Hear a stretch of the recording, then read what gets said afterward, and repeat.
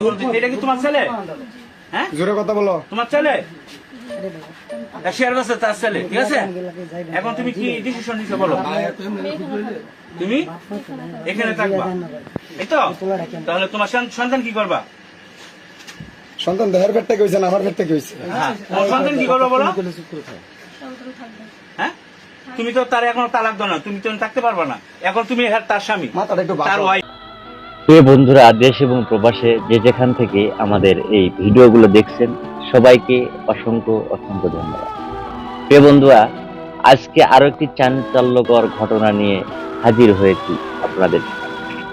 বন্ধুরা দেখুন, একটা ছেলে এক বাচ্চার মাকে কিভাবে ভাগিয়ে নিয়ে আসে, আজকে তারই একটি ভিডিও আপনাকে দেখাবো।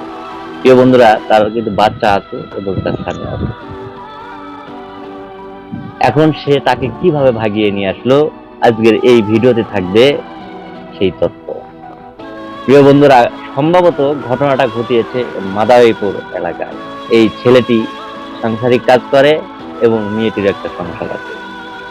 এই ছেলেটা এই মেয়েকে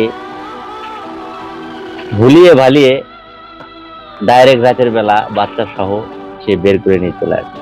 প্রিয় বন্ধুরা, আমি আমার নিজের মুখ থেকে বলবো না, প্রথমে আমি আগে আপনাদেরকে ভিডিও দেখাবো, ভিডিও দেখবেন যে ভিডিওতে কি ঘটনা ঘটেছে।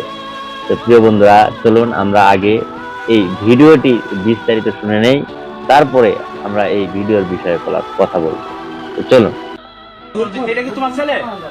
হ্যাঁ, জোরে কথা বলো। তোমার ছেলে শেয়ার করছে তার ছেলে, ঠিক আছে? এখন তুমি কি ডিসিশন নিছো বলো? তুমি এখানে থাকবা, এই তো? তাহলে তোমার সন্তান কি করবা? সন্তান দেহের পেট থেকে হয়েছে না আমার পেট থেকে হয়েছে? হ্যাঁ, তোমার সন্তান কি করবা বলো? হ্যাঁ, তুমি তো তার এখনো তালাক দাও না, তুমি তো থাকতে পারবা না। এখন তুমি তার স্বামী, মাথাটা একটু তার ওয়াইফ, সরি, তুমি এখন সোহাগের ওয়াইফ। আপনার নাম কি? জনি। তুমি তো এখন জনির ওয়াইফ হইতে পারো না, অবৈধ তোমার রিলেশন চলতেছে এখন। এটা কি তোমার ছেলে?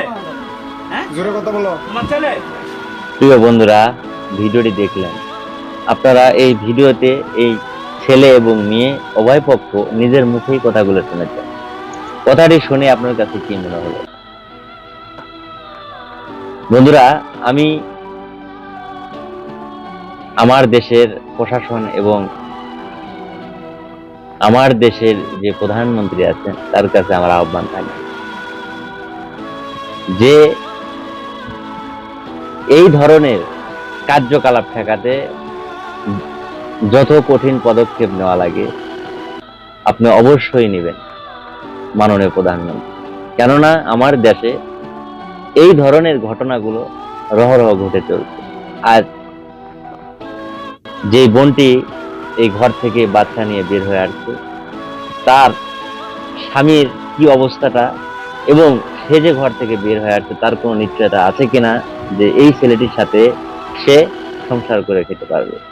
প্রিয় বন্ধুরা, বাকিটি আপনাদের মন্তব্য। আমাদের কমেন্ট বক্স খালি আছে, আমাদের কমেন্ট বক্সে আপনারা কমেন্ট করে যাবেন। তো প্রিয় বন্ধুরা, আজ এ পর্যন্তই। ভালো থাকবেন, সুস্থ থাকবেন, দেখা হবে আবার নতুন কোনো ভিডিওতে। সে পর্যন্ত ভালো থাকবেন। আল্লাহ হাফেজ।